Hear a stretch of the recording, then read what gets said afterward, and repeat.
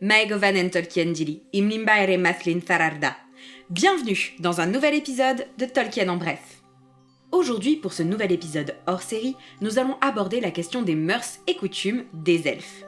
Nous verrons ainsi en détail la question des noms, des mariages, de l'éducation des enfants, de l'égalité homme-femme ainsi que différentes lois et traditions elfes. Allez, branchez vos neurones, c'est parti!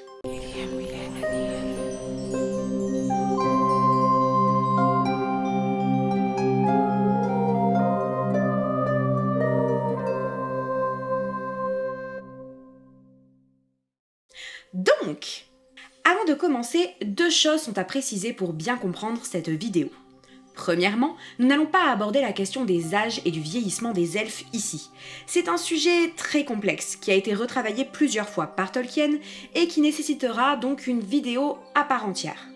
Quand je donnerai donc des indications d'âge, c'est en lien avec le texte qui parle de la coutume en question, même si au final cela a pu changer. Deuxièmement, les mœurs et coutumes dont nous allons parler concernent principalement les Noldor, car ce sont des écrits de ces derniers. Cependant, le terme Eldar est souvent employé, donc on peut supposer que c'est globalement comme ça que ça se passe chez les elfes. Commençons par le mariage.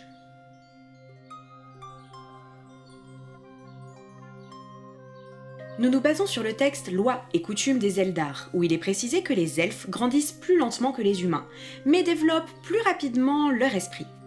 Ainsi, ils seraient capables de parler avant de marcher, et une fois la marche acquise, ils seraient bien plus gracieux et agiles que les bébés humains. Dans ce texte, il est dit que les elfes n'atteignent pas leur stature et taille adulte avant 50 ans, voire 100 ans pour certains. Les elfes se marient généralement dans leur jeunesse, autour de leurs 50 ans, même si, évidemment, il y a des exceptions, comme Elrond et Celebrian, par exemple. Car il s'agit pour eux de l'ordre naturel des choses. Les elfes ne se marient qu'une seule fois, seulement par amour, ou au pire, il y a des mariages arrangés, mais toujours avec l'accord des deux parties.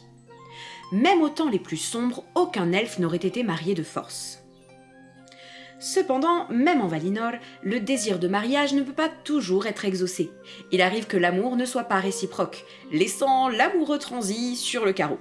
Les époux se choisissent mutuellement, et certains le décident même très tôt dans leur vie. Mais les fiançailles ne peuvent être prononcées qu'une fois qu'ils arrivent en âge de se marier et que les familles valident le mariage. Mais les familles s'opposaient très rarement à une union. Les fiançailles sont généralement annoncées lors d'une rencontre entre les deux familles. Les futurs époux s'échangent alors des anneaux en argent qu'ils portent à l'index de la main droite. Les fiançailles durent minimum 1 an, période pendant laquelle elles peuvent être rompues par une cérémonie consistant au retour des anneaux qui sont ensuite fondus pour qu'ils ne puissent plus servir à nouveau comme bague de fiançailles. Mais c'était une chose qui n'arrivait vraiment que très rarement, car les elfes ne se fiançaient pas à la légère. En effet, leurs esprits étant maîtres de leur corps, ils sont rarement influencés par les seuls désirs charnels. Prout prout, on est des elfes, on est mieux que tout le monde, La date du mariage était donc décidée par les fiancés, et se tenait minimum 1 an après les fiançailles. Se tenait alors un grand festin réunissant les deux familles. À la fin du repas, les jeunes mariés se présentaient face à la mère de la mariée et au père du marié, qui joignaient les mains des nouveaux époux pour les bénir. Il y aurait une forme officielle de cette bénédiction, mais qui n'est pas détaillée. On sait seulement que la mère de la mariée appelle Varda à être témoin de l'union, et le père du marié en fait de même avec Manwë. Le nom d'Eru Ilúvatar serait aussi prononcé, chose très rare chez les elfes tant ce nom est sacré. Les jeunes mariés se rendent alors leurs bagues de fiançailles, qu'ils garderont très précieusement, pour les remplacer par des alliances en or, là aussi portées sur l'index de la main droite.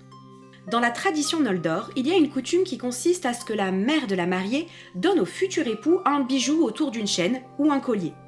Et le père du marié en ferait autant pour la mariée. Ce cadeau pouvait d'ailleurs être fait avant le repas du mariage. C'est d'ailleurs ce que fait Galadriel, grand-mère d'Arwen, en donnant l'Elessar à Aragorn, comme signe de son engagement envers Arwen. Mais techniquement, toutes ces cérémonies ne sont pas nécessaires pour qu'un mariage soit considéré comme valide et relèvent plus de la tradition et des bonnes manières, permettant d'unir non seulement les jeunes époux, mais aussi les deux familles dans un moment de joie et d'amour. C'est l'acte d'amour physique qui, en revanche, va définitivement sceller le mariage et le rendre insoluble.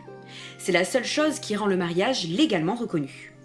C'est juste que si vous voulez être bien vu par votre belle famille, mieux vaut faire la cérémonie.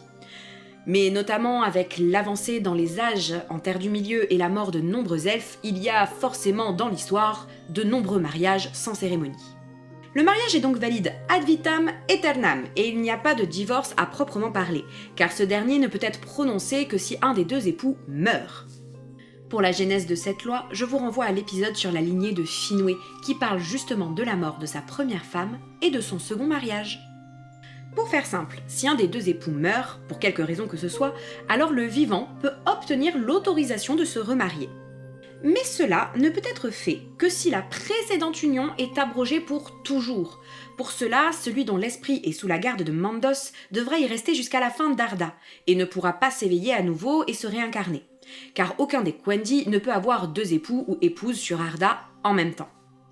Cette désunion doit donc être une volonté des deux parties, car le vivant ne peut pas contraindre celui qui est décédé à ne plus se réincarner. Le défunt a d'ailleurs 10 ans pour réfléchir avant de donner sa réponse définitive, et que le mariage soit ou non abrogé. Mais hors la question du divorce, il est assez normal en revanche de voir des couples d'elfes vivre dans des lieux différents, ou du moins être séparés pendant de longues années. Car, en vieillissant, le couple peut avoir envie d'explorer d'autres choses, et ne se sentent pas obligés de rester tout le temps ensemble. Mais ils restent bien sûr unis par les liens sacrés du mariage. Dernier petit point, le mariage ayant notamment pour but d'avoir des enfants, les Eldar ne se marient généralement pas pendant les périodes de conflit, afin de pouvoir avoir leurs enfants dans de bonnes conditions. C'est parti pour le point sexualité. Les elfes vont pouvoir faire preuve de tous les péchés, tels que la corruption, l'avidité, l'égoïsme, l'orgueil ou encore la jalousie, mais jamais la luxure. Jamais un elfe n'aurait été forcé à se marier et avoir des rapports sexuels, car cela serait totalement contre leur nature profonde. Et un elfe ainsi forcé aurait rejeté sa vie physique, direction les cavernes de Mandos. En gros, le viol n'existerait pas chez les elfes. Ce qui confirme du coup notre théorie sur le soi-disant mariage forcé d'Aredel et Éole. La tromperie et les relations extra-conjugales ne semblent pas non plus faire partie de leur vocabulaire.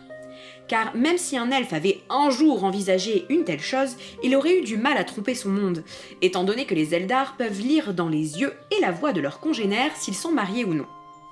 Puis, si vous avez bien suivi, l'acte sexuel équivaut au mariage, et comme les elfes n'ont le droit d'avoir qu'un seul époux ou épouse, avoir des relations extra-conjugales est carrément illégal. Petit point maintenant sur les enfants. Dans le texte Lois et coutumes chez les Eldar de Morgoth's-Ring, il est mentionné que la grossesse dure 1 an chez les elfes. Ainsi, la date de conception est généralement la même que celle de la naissance. Mais c'est la date de conception qui est fêtée ensuite chaque année. Et pour une obscure raison, les elfes naîtraient plutôt au printemps. Contrairement à ce que l'on pourrait croire, les elfes ne peuvent pas forcément avoir des enfants toute leur vie. Car en effet, tout comme les humains, ils vieillissent et perdent petit à petit en force vitale. Sans compter aussi qu'au fil du temps et des années, leur esprit peut également désirer autre chose et ne plus être dans le désir d'avoir des enfants. Pour les elfes, la gestation est quelque chose de particulièrement épuisant, pour la femme mais aussi pour l'homme, beaucoup plus que pour les humains, car cela va puiser dans leurs forces physiques et psychiques. C'est notamment pour cela que les elfes ont généralement peu d'enfants, c'est-à-dire rarement plus de 4, et qu'ils les ont généralement dans leurs jeunes années. Et plus on avance dans les âges de la Terre du Milieu, moins il y a d'enfants par couple, car les elfes du 3e âge par exemple sont plus faibles physiquement et mentalement que ceux du 1er âge. Avoir des enfants est donc d'autant plus épuisant pour eux. Fëanor et Ner'danel sont d'ailleurs les seuls à avoir eu 7 enfants. Pour toutes ces raisons, il n'y a généralement qu'une courte période de temps entre le mariage et le premier enfant. Enfin, courte selon les critères des elfes, car aux yeux des humains cela représente déjà une longue période et le temps entre 2 enfants l'est encore plus. Par exemple, Elrond et Celebrian se marièrent en 109 du 3e âge, ont leur fils 31 ans après et leur fille 111 ans plus tard. Mais les enfants sont ce que les elfes ont de plus cher. Les familles elfes sont unies par un amour profond et un grand sentiment de parenté, de corps comme d'esprit.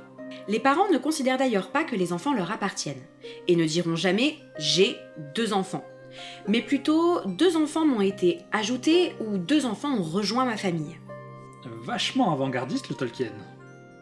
La période de leur vie où ils ont élevé leurs enfants est considérée par les elfes comme la plus belle de leur existence. Il est d'ailleurs très mal vu que le couple soit physiquement séparé pendant la période de la grossesse ou les premières années de la vie de leurs enfants, d'où le fait qu'ils n'ont généralement pas d'enfants en période de conflit armé, pour éviter ce genre de choses. Nous allons maintenant parler des noms, et surtout comment ces derniers sont donnés aux enfants Noldor. Traditionnellement, les Noldor ont 3 noms.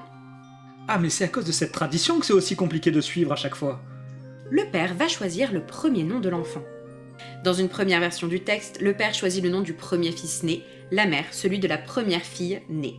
Le père sera celui qui va annoncer le nom de l'enfant aux 2 familles lors d'une cérémonie appelée Ese Carme, ou fabrication du nom. Ce premier nom est appelé nom du père et ne changera jamais. Il a également forcément une signification et souvent une dérivation du nom du père ou de la mère. Par exemple, Finwë appela son premier fils Kuru Finwë. Plus tard, lors d'une autre cérémonie appelée Ese Kilme, ou choix du nom, cette fois-ci c'est l'enfant lui-même qui va choisir son propre nom, notamment en fonction de ses goûts en termes linguistiques ainsi que de ses caractéristiques physiques comme mentales. Il n'y a pas de date fixe après la naissance pour cette cérémonie, mais elle n'a généralement pas lieu avant au moins les 7 ans de l'enfant. Car avant ça, l'enfant est jugé comme n'étant pas assez compétent au niveau linguistique. Ce second nom pourra évoluer au cours de la vie de l'elfe, en fonction de l'évolution de la langue, mais également de son évolution personnelle. Il pourra ainsi rajouter de nouveaux noms, sans pour autant que cela annule le précédent. Le nom complet de l'elfe devient alors un reflet de sa vie et de son évolution. Mais ce n'était pas non plus quelque chose de très fréquent. Tout comme le nom de père, qui est le nom public de l'elfe, le nom choisi est un nom officiel. Cependant, il est considéré comme privé, mais pas secret non plus. Ce nom est considéré comme une propriété personnelle, comme pourrait l'être un bijou ou des habits, qui peut donc être utilisé et partagé avec des amis ou la famille proche, mais ne peut pas être utilisé sans permission. Avoir l'autorisation d'appeler un elfe par son nom choisi est donc une preuve d'amitié ou d'intimité importante, et l'utiliser sans la permission de l'elfe en question, en revanche, est insultant. Le dernier nom, qui est peut-être aussi le plus important, est un nom moins officiel, mais qui est celui appelé nom de mère, ou nom de prévoyance, ou amirese. Peu après la naissance, ou du moins dans les mois qui suivent, la mère donne généralement le nom de son choix à l'enfant. Les femmes elfes ayant une certaine capacité de clairvoyance, ce nom révèle généralement certaines caractéristiques qui seront dominantes chez cet enfant ou en lien avec sa destinée. Ce troisième nom peut être plus ou moins privé ou plus ou moins officiel, en fonction de la manière dont l'elfe décidera de l'utiliser. Il va même parfois être le seul nom que l'elfe utilisera. Par exemple, Kuru Finwë, premier fils de Finwë, sera surtout connu par son nom de mère, Fëanor.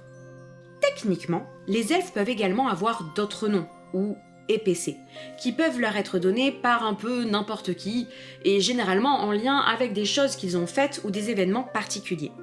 Ces noms ne seront cependant pas considérés comme officiels. Mais parfois, les personnes seront principalement appelées par ce nom, ce qui fait qu'il deviendra finalement un nom officiel de l'elfe. Par exemple, Finrod acquit par les nains le nom de Felagund, qui devint finalement un de ses noms officiels, tandis que le nom que les humains lui donnèrent, ou Nom, ne sera qu'un surnom. Oui, ou encore comme Galadriel, nom qui lui fut donné par son mari, Celeborn, nom qui remplaça également ceux que son père et sa mère lui avaient donnés, et qu'elle choisit car elle trouva que c'était le plus beau de tous. Je suis si fière de toi. Petit point sur la question de l'égalité homme-femme. Contrairement aux humains, les sociétés elfes sont des sociétés égalitaires. La seule chose sur laquelle ils mentionnent une différence est dans l'acte de création.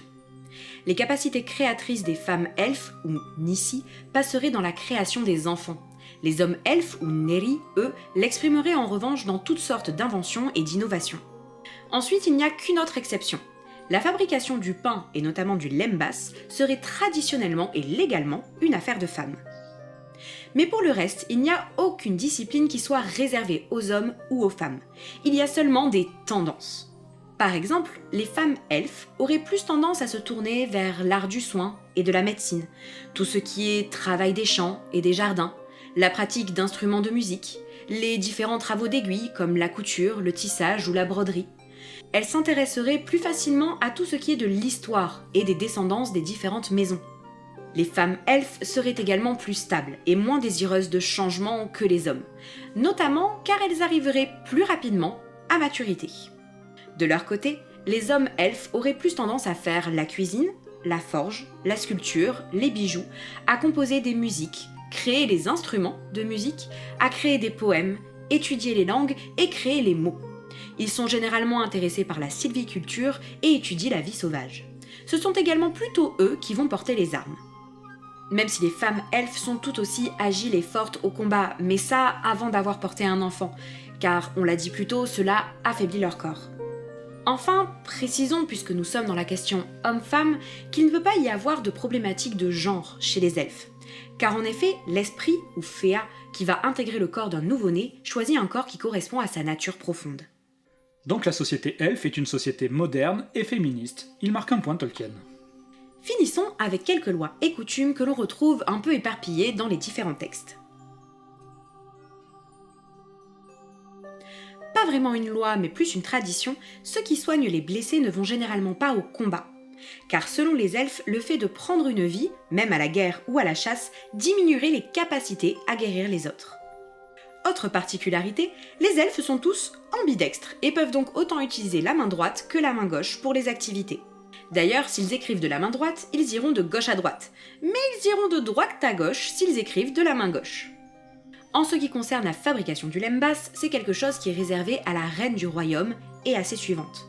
Ce pain de route sera ensuite donné tout spécialement à certaines personnes devant affronter un long voyage, et est donc considéré comme un honneur.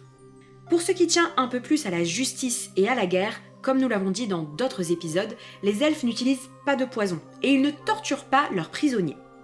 Il est également dit que la peine de mort n'existe pas, et qu'il n'est pas toléré qu'un elfe soit tué par un autre elfe, peu importe le grief. Mais la sanction pour un tel acte n'est pas mentionnée. Et Fëanor et son peuple, ils se sont pas gênés à Aqualondé pourtant, hein. Certes, mais d'ailleurs, ils ont été punis directement par Mandos, qui a maudit tous les Noldor qui quittaient Valinor. Enfin bref, j'espère que cet épisode vous a plu. N'hésitez pas à suivre notre chaîne, à nous laisser des commentaires et à nous poser vos questions si vous en avez. N'oubliez pas que si vous souhaitez nous soutenir, vous pouvez également vous abonner à notre chaîne. On se retrouve très vite pour poursuivre nos aventures en Terre du Milieu. Namarye, Tolkien Dili.